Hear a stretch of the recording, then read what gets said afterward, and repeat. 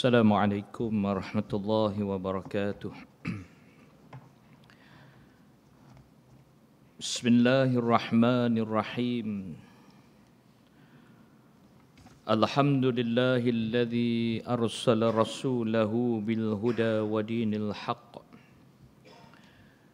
liyuzhirahu 'ala ad-din kullih walau karihal kafirun. أشهد أن لا إله إلا الله وحده لا شريك له وأشهد أن محمدا عبده ورسوله والصلاة والسلام على أشرف الأنبياء والمرسلين وعلى آله وأصحابه والتابعين بإحسان إلى يوم الدين أما بعد. Muslimin sidang jamaah yang dirahmati Allah Subhanahu wa taala. Alhamdulillah, bersyukur kehadrat Allah Subhanahu wa taala dengan limpah dan kurnianya. Sekali lagi pada malam ini kita dipertemukan oleh Allah Subhanahu wa taala di dalam satu majlis ilmu. Mudah-mudahan kehadiran kita pada malam ini akan mendapat rahmah dan barakah di sisi Allah Subhanahu wa taala. Marilah sama-sama dalam kesempatan yang ada pada malam ini kita menyambung kembali pengajian menerusi kitab Hakikat Asy-Syaitan Ar-Rajim. InsyaAllah pada malam ini kita akan membincangkan tentang waswas dan tipu helah syaitan. Muka surat 35, perenggan yang bawah. Muka surat 35, perenggan yang paling bawah. Waswas dan tipu helah Iblis. Jumpa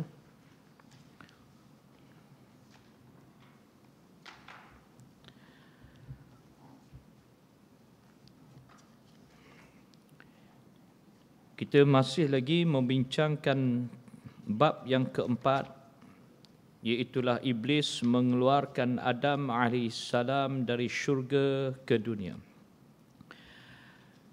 Waswas dan tipu helah Iblis bertitik tolak dari keinginan Adam AS untuk terus menetap di dalam syurga dengan tidak dikeluarkan darinya seperti mana yang telah dialami oleh Iblis yang terpaksa berhadapan dengan pengusiran oleh Allah Subhanahu wa taala ke atasnya.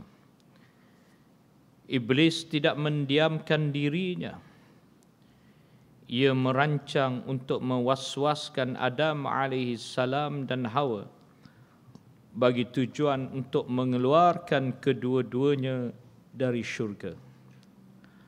Allah Subhanahu wa taala telah menceritakan kisah tersebut di dalam ayatnya dalam surah Al-A'raf ayat yang ke-20. أعوذ بالله من الشيطان الرجيم فوسوس لهما الشيطان ليبدي لهما ما وري عنهما من سوآتهما وقال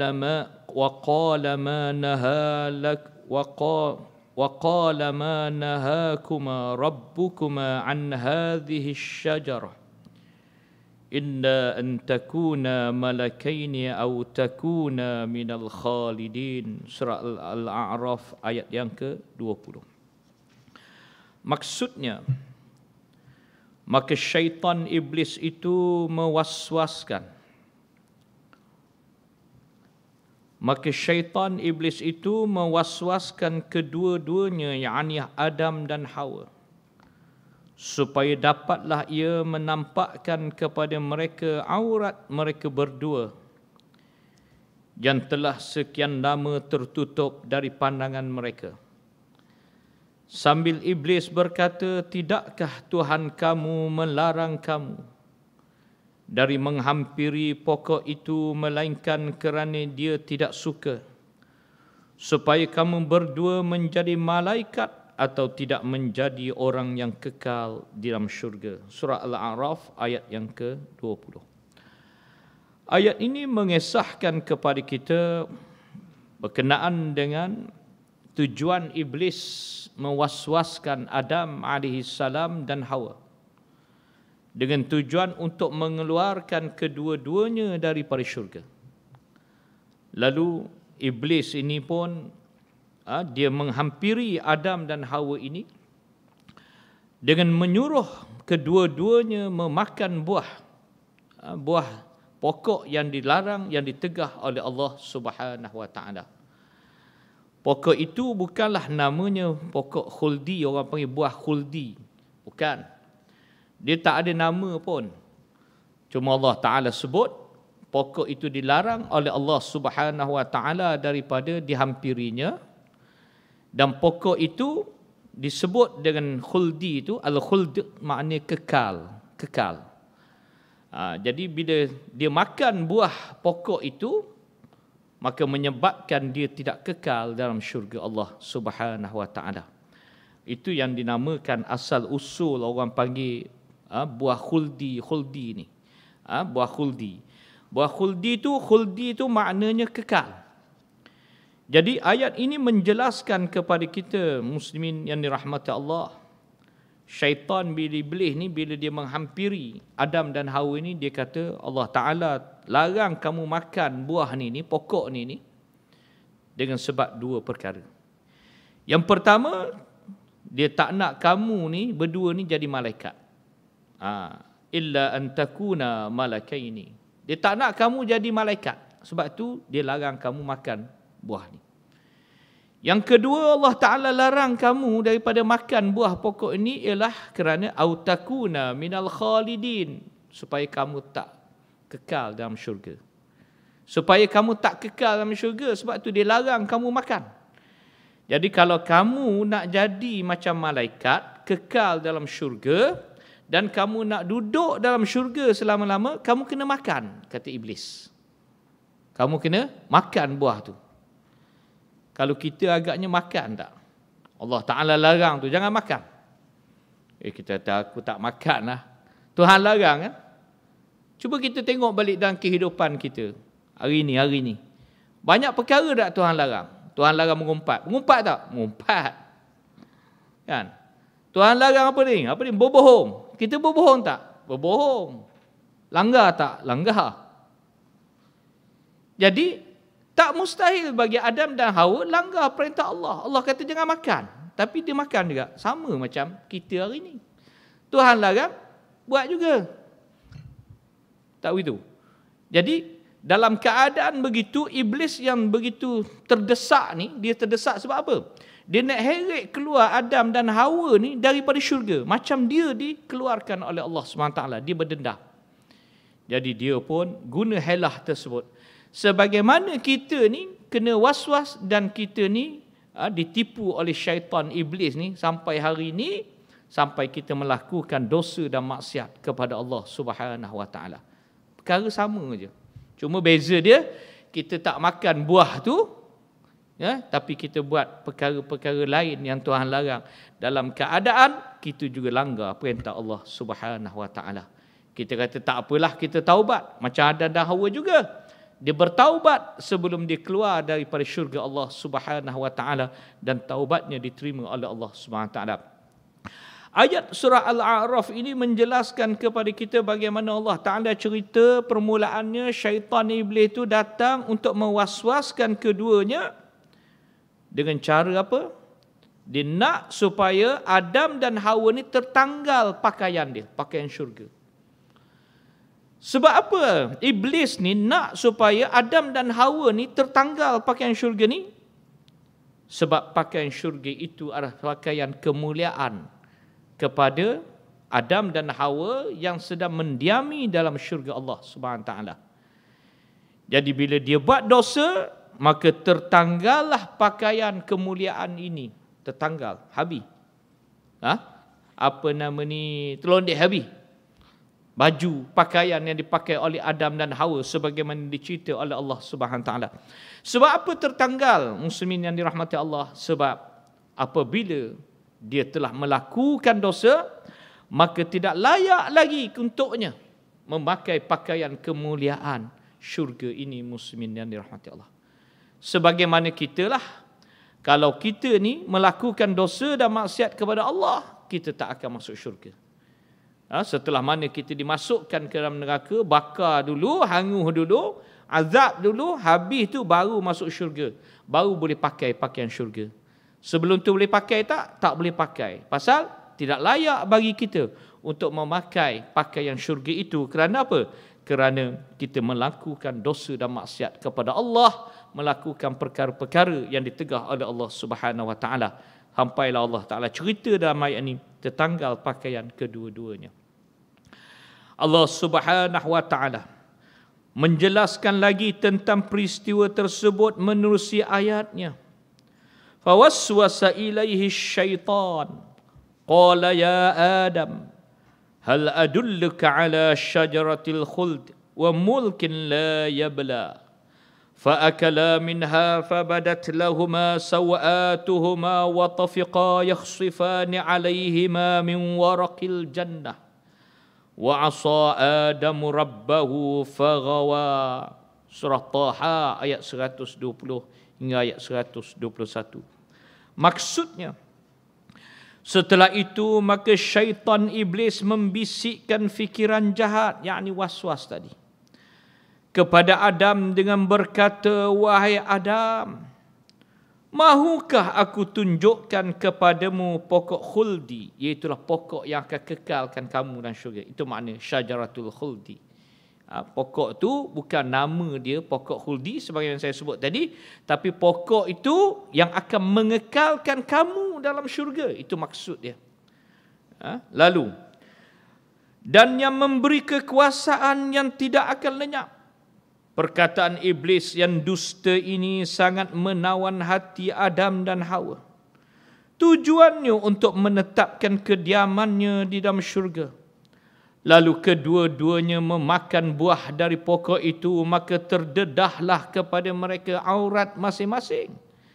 Dan mereka berdua mulai menutup dengan daun-daun dari pokok syurga. Dan dengan itu bererti derhakalah Adam bersama Hawa kepada Tuhannya. Dan dia bersalah dari jalan yang benar. Surah Taha ayat 120 hingga ayat 121. Jadi dalam ayat ini maksudnya lebih kurang sama macam surah Al-A'raf tadi juga. Tapi dalam ayat ini disebut bagaimana pokok yang tak boleh dihampiri itu ialah syajaratul khuldi. Pokok yang akan mengekalkan keduanya dalam syurga. Lalulah iblis ni kata, makan. Bila makan, وَطَفِقَا يَخْصِفَانِ عَلَيْهِمَا مِنْ وَرَقِ الْجَنَّةِ. Bila makan, gugur, habis, semua tertanggal. Tertanggal tu macam mana? Telanjang lah. Tak ada sorat benang pun pakaian pada badan Adam dan Hawa ni. Tertanggal. Habis. Balik asal. Macam mula-mula dia diciptakan oleh Allah Subhanahu Wa Taala. Lalu bila dah terdedah macam tu, kedua-duanya Adam dan Hawa ni ambil capai daun warqil jannah ni, dipanggil min warqil jannah. Daun. Bukan baju, tak ada baju. Ambil daun daripada pokok-pokok syurga ni. Syurga ni ada pokok. Lalu dia ambil daun-daun ni, dia tutup badan mereka ni. Min warqil jannah. Itu sifat manusia, madu. Ada sifat manusia ni, dia sifat madu. Dalam keadaan wa asa Adamu rabbahu faghawa. Adam dan Hawa ini telah melakukan kesalahan dari jalan yang benar. Sebab itu habis tertanggal. Ini menggambarkan kepada kita muslimin yang dirahmati Allah. Orang yang melakukan dosa, ayat ini memberi pengajaran kepada kita. Bila kita melakukan dosa, maka hilanglah rahmat Allah. Ingat tu.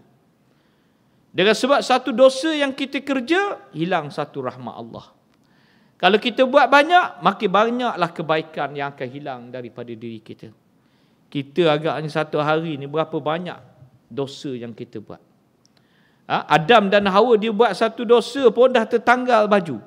Dan inilah yang perlu kita faham, yang mana kita tak nampak tertanggal kebaikan itu daripada diri kita, muslimin dan dirahmati Allah.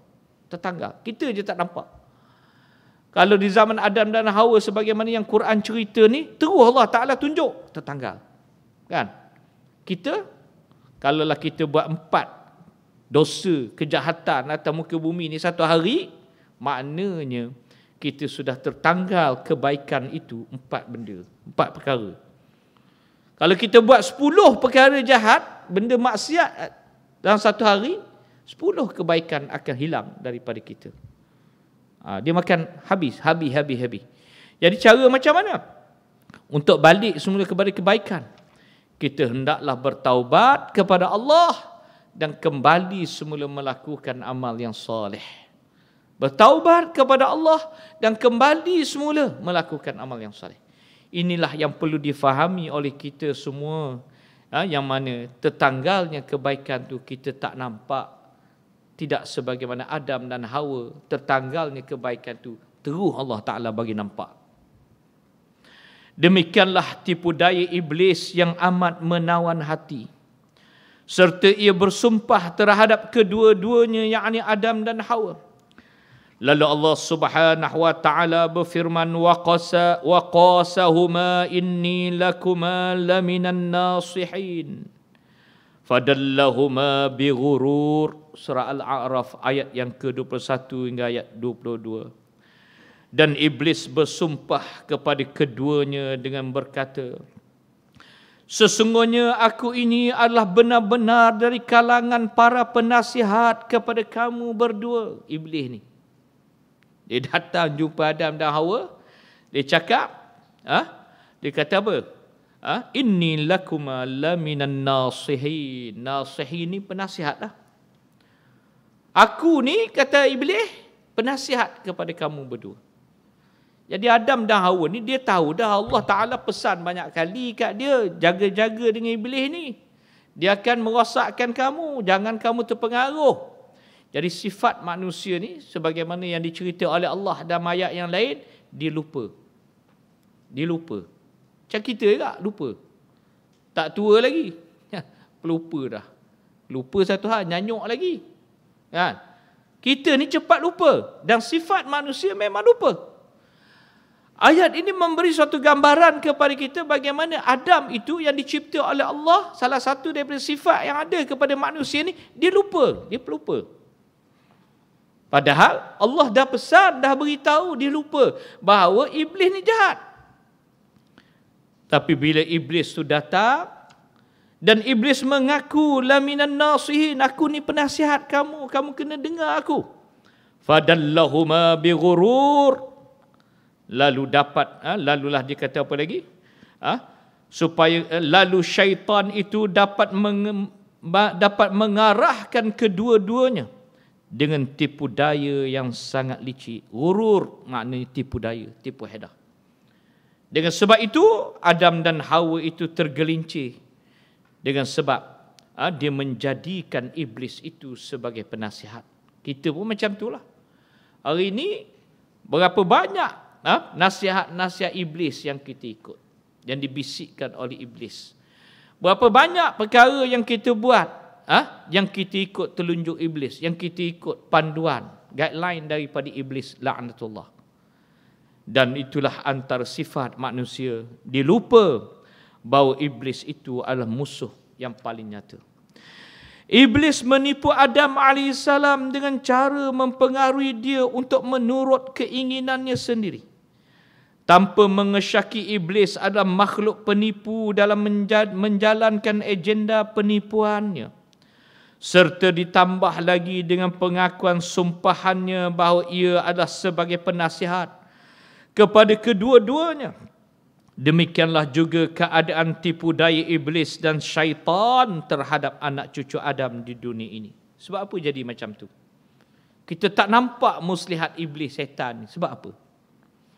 Jadi sebab tu kita kena belajar tentang hakikat syaitan ni, iblis ni. Allah Ta'ala sebut, kita duk baca banyak dah ayat ni. Apa dia? Qul a'udzu birabbin nas, kan? Malikin nas, ilahin nas, min syarril waswasil khannas.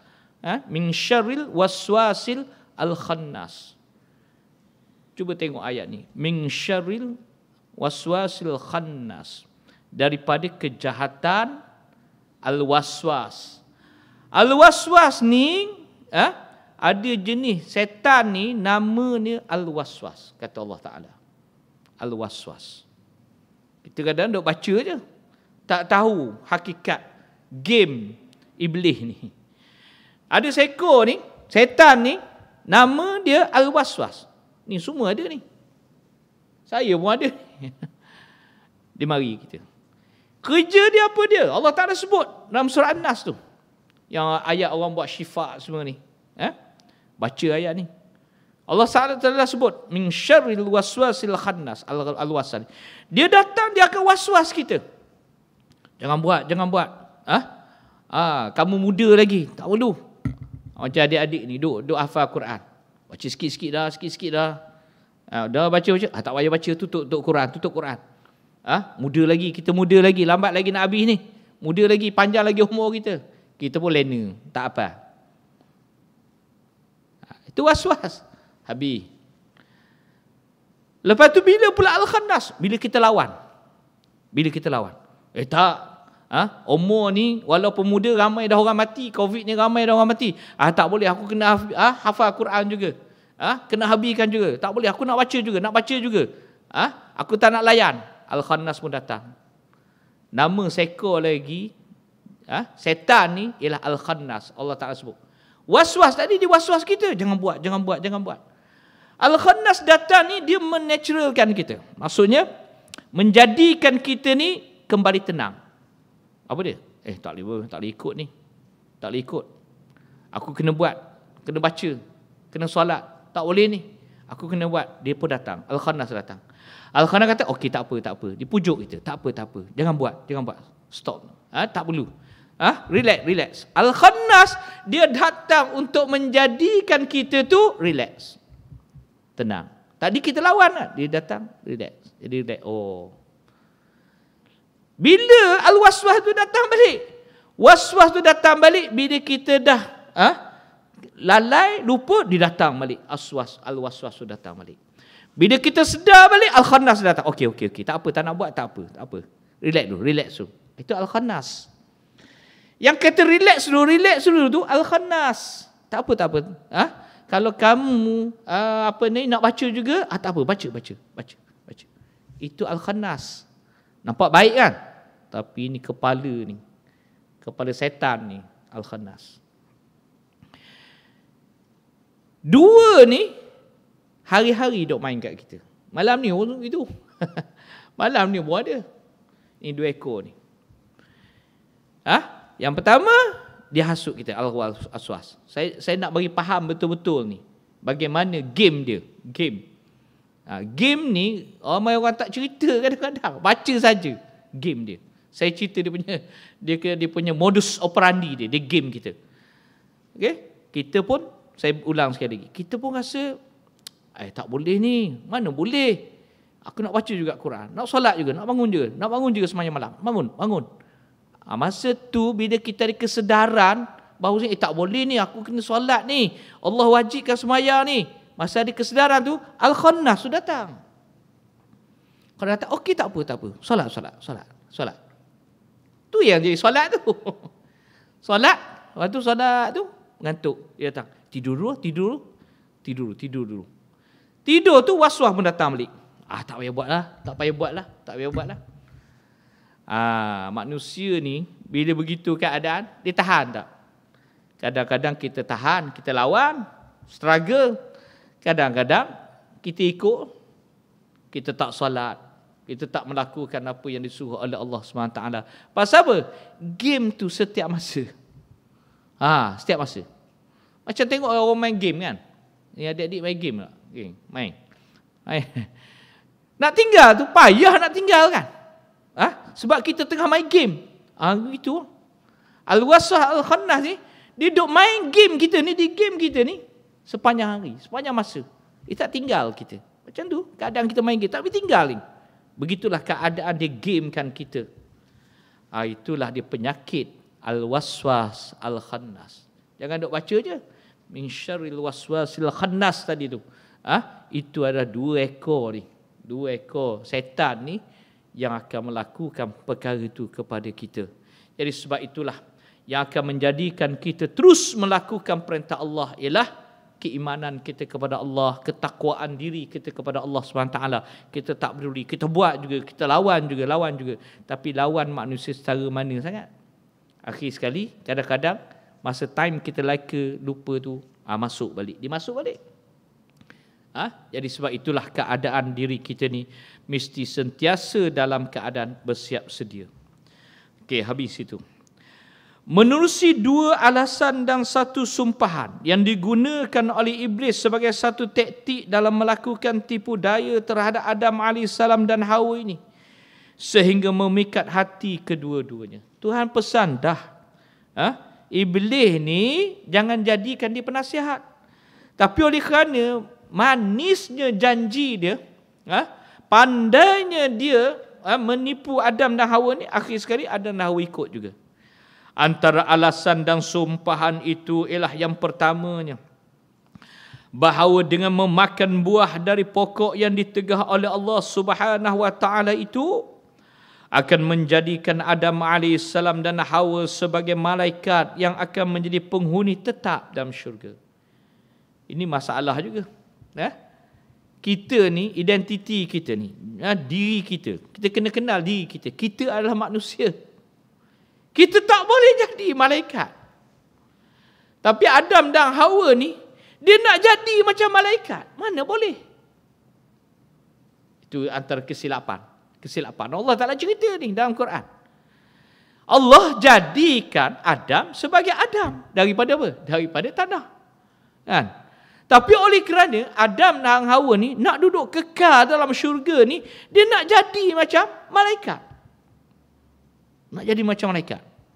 Kita tak boleh jadi macam malaikat. Kalau tak jadi macam malaikat, tak nikah kahwin kita.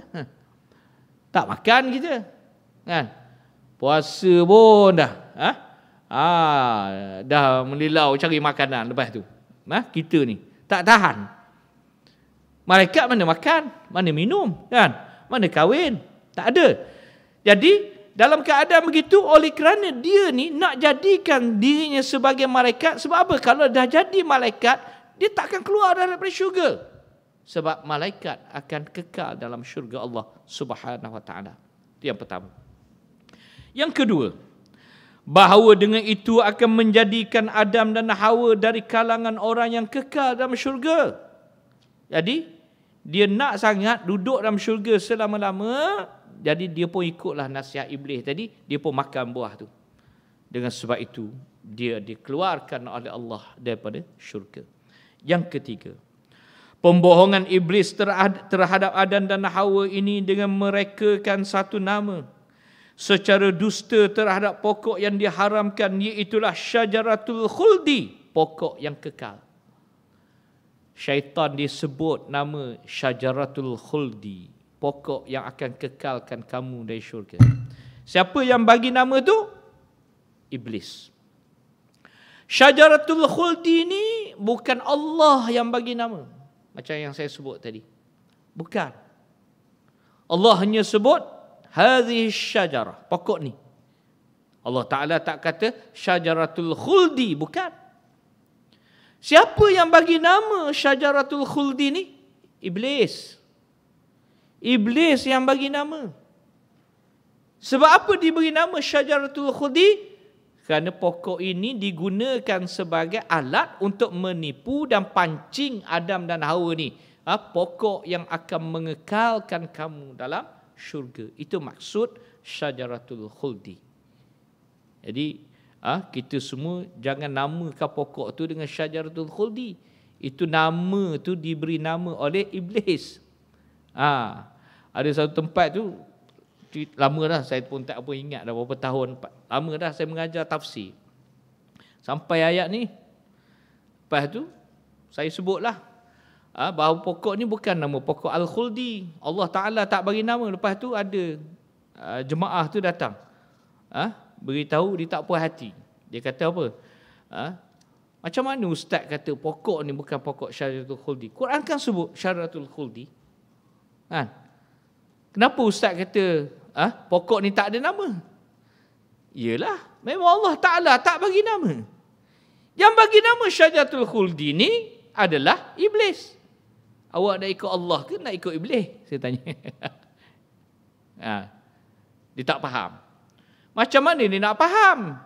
Dia tak belajar tafsir Quran. Malam tu baru jumpa ayat tu dan baru ditafsirkan ayat macam tu. Jadi dia duk argue saya. Saya kata macam ni lah, balik baca semula, tengok balik pentafsiran, dari mana asalnya nama syajaratul khuldi ni. Allah tak bagi nama pun syajaratul khuldi ni. Tu dikata dalam Quran. Memanglah dalam Quran Allah menceritakan bagaimana iblis menyebut pokok itu adalah syajaratul khuldi. Faham? Adik-adik faham? Jadi lepas ni bos sebut syajaratul khuldi. Sebab apa? Pokok itu adalah pokok palsu yang diberi nama untuk memancing Adam dan Hawa supaya apa? Makan buah tu. Bila dia makan, seolah-olah dia boleh kekal. Kekal ke Adam dan Hawa? Tak kekal. Terkeluar daripada syurga dan neraka. Sekarang Adam dan Hawa dah, datuk moyang kita dah meninggal. Dia masuk syurga ke sekarang? Belum. Selepas hari kiamat nanti dibangkitkan oleh Allah, barulah dia akan kembali ke syurga Allah Subhanahu Wa Taala. Bayangkan, keluar daripada syurga sampai sekarang ni tak masuk lagi, kan? Bila dibangkit balik daripada kubur masing-masing, lepas perhitungan pada hari kiamat nanti, barulah dia akan kembali ke syurga Allah Subhanahu Wa Taala, insya-Allah. Kita pun sama-samalah macam tu. Itu sejarah dia yang kita kena faham. Okey. Yang keempat daripada ayat yang kita baca tadi, sumpahan yang menyatakan bahawa iblis adalah sebagai penasihat kepada kedua-duanya. Macam ayat wa qasahuma inni lakuma laminan nasihin tadi. Dan iblis bersumpah kepada keduanya, yakni Adam dan Hawa, dengan berkata, sesungguhnya aku ini adalah benar-benar dari kalangan penasihat kepada kamu berdua, supaya jangan kamu berdua jadi seperti aku yang telah dihalau keluar daripada syurga. Demikianlah beberapa bentuk penipuan iblis yang amat memikat hati Adam dan Hawa, sehingga menyebabkan kedua-duanya, yakni Adam dan Hawa, lalai dan leka terhadap pesanan Allah Subhanahu Wa Taala. Mereka berdua pun memakan buah dari pokok yang dilarang oleh Allah Subhanahu Wa Taala itu. Pada sangkaan mereka berdua bahawa pokok yang dilarang oleh Allah itu adalah pokok yang akan mengekalkan mereka berdua di dalam syurga. Jadi, dia ingat Allah Ta'ala tak larang. Allah Ta'ala larang tu sebab tak nak dia kekal dalam syurga. Jadi, iblis dia guna point tu. Dia kata Allah Ta'ala larang kamu makan ni sebab Allah Ta'ala tak nak kamu kekal dalam syurga. Jadi kalau kamu nak kekal dalam syurga, makan. Jadi dia pun makan. Okey, sekali tercampak keluar dia daripada syurga Allah Subhanahu Wa Ta'ala. Seterusnya Allah menegur kesilapan Adam AS. Ini dia. Adakah Allah Subhanahu Wa Ta'ala bila Adam dan Hawa ni dah tergelincir, dah makan, Allah Ta'ala biar macam tu je? Tak. Apabila kedua-duanya menyedari bahawa mereka sebenarnya telah melakukan satu kesilapan dan kesalahan, kedua-duanya mula merasai bahawa mereka telah ditipu oleh iblis, sehingga menyebabkan terbuka aurat mereka berdua. Lalu Allah Subhanahu Wa Ta'ala berfirman, wa nadahuma rabbuhuma alam anhakuma an tilkumas syajarah wa aqul lakuma innasyaitana lakuma aduwwum mubin. Surah Al-A'raf ayat 22. Ayat ni Allah Ta'ala tegur Adam. Allah Ta'ala menegur Adam dengan sebab perbuatan dia tadi. Dan Tuhan mereka berdua, yakni Allah, menyeru kepada Adam dan Hawa, bukankah aku telah melarang kamu berdua dari mendekati pokok itu? Tengok ayat ni. Allah Ta'ala sebut apa? antilkum asyajarah. Allah Ta'ala guna perkataan apa? Pokok kan? Ada Allah Ta'ala sebut asyajaratul khuldi? Tak ada kan? Asyajarah. Aku dah pesan kepada kamu, jangan dekati pokok ni. Lepas tu, wa aqul lakuma inna syaitana lakuma aduwwum mubin. Dan aku juga telah katakan kepada kamu berdua bahawa sesungguhnya syaitan itu adalah musuhnya nyata bagi kamu berdua, yakni janganlah kamu berdua dikeluarkan olehnya dari syurga ini. Aku dah pesan. Syaitan ini adalah merupakan musuh yang nyata kepada kamu. Dua benda aku pesan. Yang pertama aku pesan, jangan dekati pokok ni. Jangan duduk dekat. Kan? Jadi sekarang ni bukan setakat dekat. Kamu pergi makan buah lagi. Macam Allah Ta'ala sebut dalam satu ayat, wala taqrabuz zina. Jangan kamu hampiri zina kan? Hampir pun tak boleh dah. Bergaul bebas, pegang, cium. Itu pun dah tak boleh lah. Wala taqrabuz zina. Jangan hampiri perbuatan tu. Zina lebih lagi dah tak boleh. Macam ayat ni juga, jangan kamu hampiri pokok ni. Hampir pun tak boleh. Apatah lagi kamu pergi makan buah tu, lagi tak boleh. Itu yang pertama. Yang kedua, Allah Ta'ala sebut apa? Allah Ta'ala kata, aku dah pesan kepada kamu, iblis itu ialah aduwwum mubin, musuh kamu yang nyata. Aku pesan dah.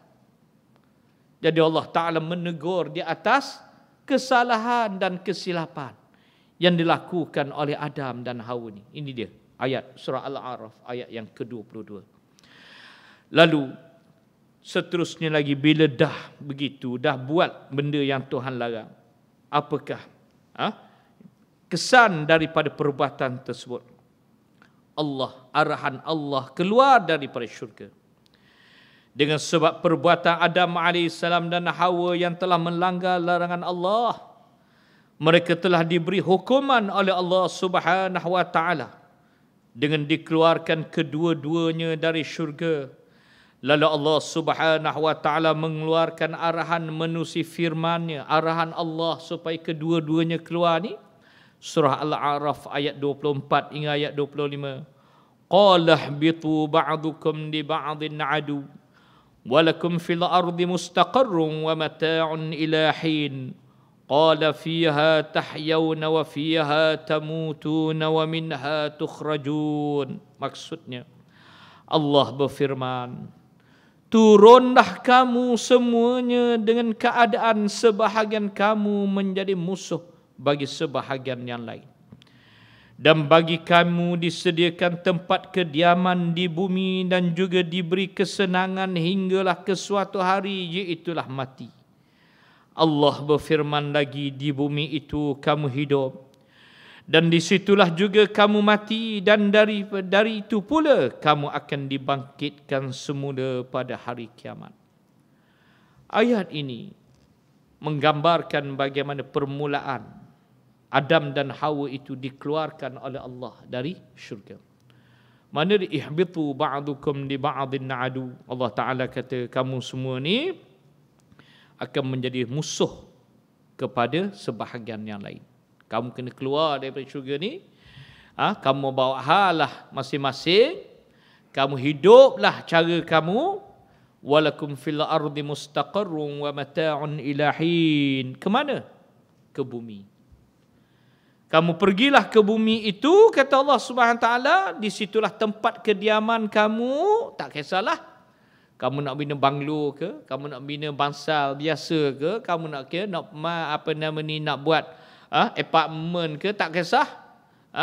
Mustaqarrun, di bumi, tempat kediaman kamu. Wa mata'un ila hin, dan di situlah kamu hidup dengan kesenangan sehinggalah ila hin, kepada kamu menemui ajal, kematian.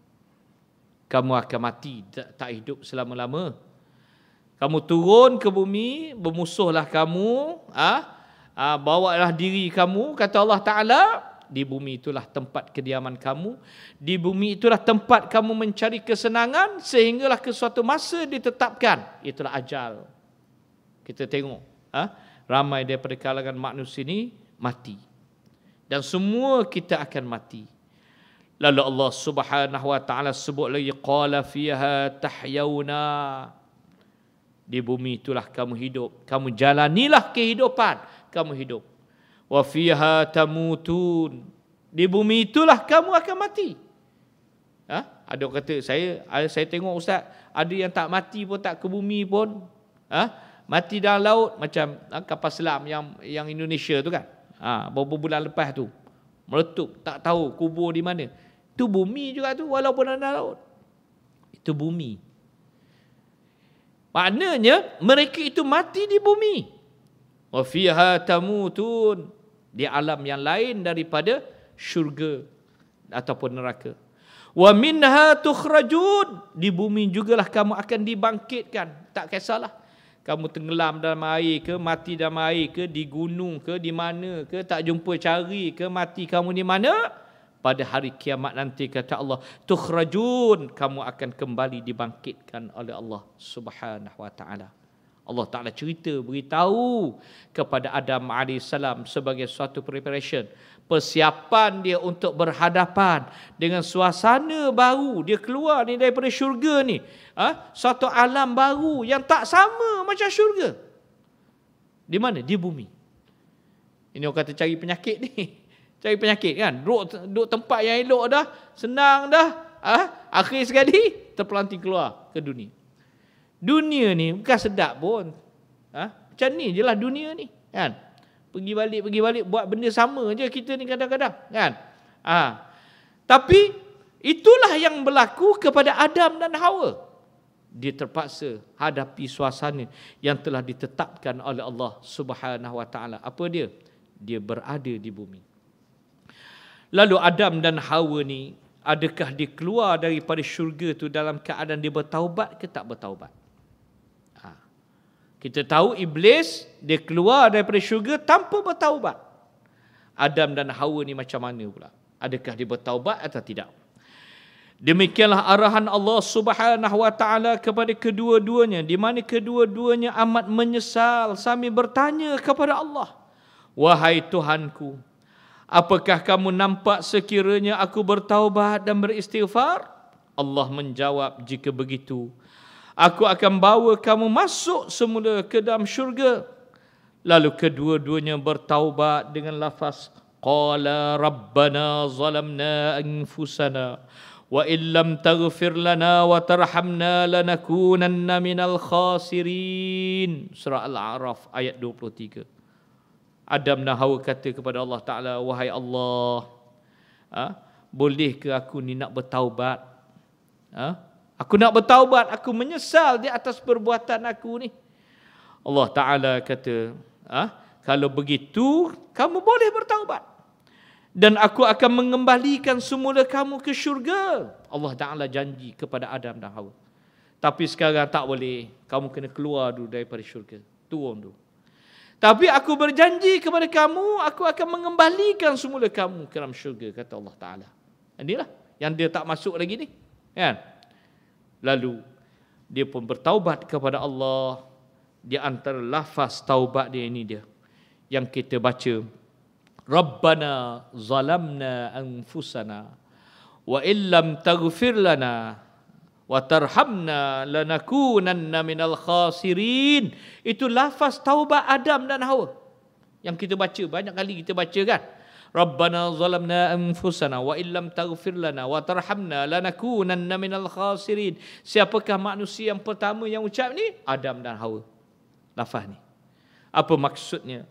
Maksudnya, wahai Tuhan, kami telah menzalimi diri kami sendiri, dan kalau Engkau tidak mengampunkan kami dan memberi rahmah kepada kami, nescaya jadilah kami daripada orang-orang yang rugi. Apa dia orang yang rugi? Orang yang akan masuk neraka. Itu maksudnya minal khasirin, ialah orang yang akan menjadi ahlun nar, ahli neraka. Jadi kita kena ulang banyak kali ni. Tak semesti duduk atas tikar sejadah baru nak baca Rabbana zalamna anfusana wa illam taghfir lana wa tarhamna lanakunanna minal khasirin. Kita kadang-kadang baca doa Nabi Allah Yunus je kan. Doa Nabi Allah Adam dan Hawa ni sebelum dia keluar daripada syurga, ini lafaz doa dia ni, lafaz taubat dia ni. Jadi kita hari-hari baca doa ni. Lepas sembahyang pun kita baca ni doa ni. Kecuali orang yang lepas sembahyang dia tak baca doa lah. Assalamualaikum warahmatullahi wabarakatuh. Assalamualaikum warahmatullahi wabarakatuh. Kan? Kalau kita baca doa, kita akan baca doa ni. Kita ingat mak elok-elok doa ni. Rabbana zalamna anfusana wa illam taghfir lana wa tarhamna lanakunanna minal khasirin. Ulang banyak kali. Ini lafaz taubat Adam dan Hawa sebelum dia kembali ke bumi. Ini antara perkara yang menunjukkan bahawa Allah Subhanahu Wa Taala menerima taubat Adam dan Hawa. Maknanya dia keluar daripada syurga dalam keadaan Allah Taala menerima taubat dia. Iblis dia keluar daripada syurga dalam keadaan dia tidak bertaubat kepada Allah Taala. Jadi sebab itu kita kena rajin bertaubat. Kalau tak jadi iblis kita. Iblis tak taubat, tak main taubat dia. Orang suruh taubat, malah aku. Bukan aku buat dosa pun. Itu perangai iblis tu. Pandai-pandai kata orang buat dosa. Mana buat dosa? Aku tak buat dosa lah. Itu perangai iblis. Dia tak mengaku dia banyak dosa. Jadi iblis dia keluar tanpa bertaubat. Adam dan Hawa keluar daripada syurga dalam keadaan bertaubat. Kita baca sikit lagi. Itulah lafaz taubat orang-orang bersalah yang menzalimi diri sendiri, terutama melalui makan minum yang haram, dan itulah cara yang telah dilakukan oleh Adam dan Hawa yang menjadi contoh tauladan bagi ahli syurga. Antara kandungan lafaz tersebut, yang pertama dalam doa tadi itu, lafaz taubat tadi, mengakui kesalahan yang telah dilakukan. Yang kedua, menyesal dengan kesalahan itu. Yang ketiga, meninggal dan membuang segala kesalahan itu serta meletakkan kesalahan itu ke atas diri sendiri sambil menyatakan bahawa dia telah menzalimi diri sendiri. Jadi maknanya, bila kita buat dosa, itu bermakna kita menzalimi diri kita sendiri. Sebab apa kita menzalimi diri sendiri? Sebab perbuatan dosa ni akan menyebabkan kita masuk neraka. Jadi, macam mana cara tak nak masuk neraka? Kita bertaubat, membersihkan diri kepada Allah. Yang keempat, segera bertaubat dari kesalahan itu. Yang kelima, tidak berputus asa untuk beristighfar dan mengharapkan rahmat Allah yang selaku pintu syurga. Rahmat Allah ni yang akan membuka pintu syurga. Perbezaan di antara iblis dan Adam. Iblis dan syaitan dikeluarkan oleh Allah dari syurga ke dunia ini. Iblis diusir keluar dari syurga kerana takabur dan durhaka kepada perintah Allah supaya sujud kepada Adam AS. Setelah diusir keluar, iblis masih berterusan dengan sikap angkuh dan sombong serta berterusan mendurhakai Allah Subhanahu Wa Taala sehingga hari kiamat. Disebabkan sifat sombong, angkuh dan hasad dengki tersebut, iblis dan syaitan akan mendiami neraka untuk selama-lamanya.